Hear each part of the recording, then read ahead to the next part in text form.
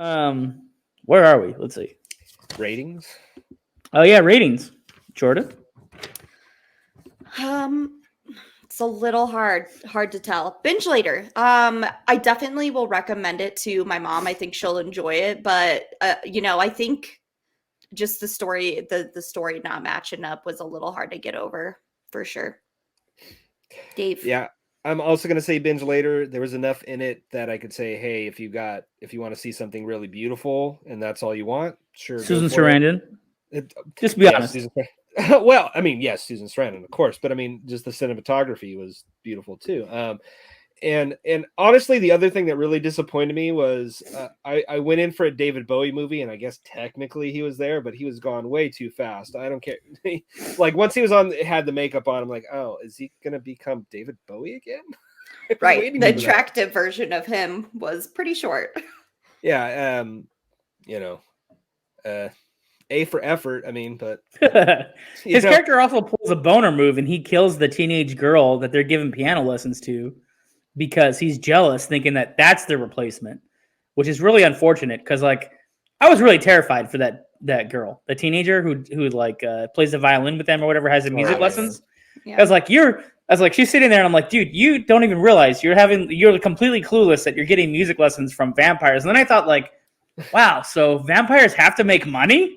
Like the economy's that bad? They have to pay for this giant luxury apartment or something. You know what I mean? Like they didn't invest in anything over like 500 years, or as Jordan said, like 5,000 years. They don't have like Egyptian gold somewhere. Like, bummer. Yeah, and even if they started with like a buck savings account in the 1920s, I mean, you'd think.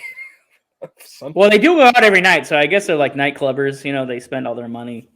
They got that lifestyle to keep up with, to contend with, right? So that sucked. I didn't want that character to die, but it happened.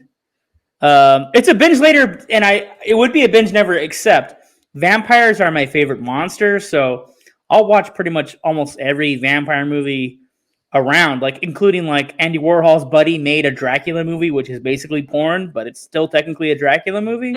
I know nobody's going to watch this on Captain video. Kronos, Vampire Killer, which is about a guy that's like a English cavalry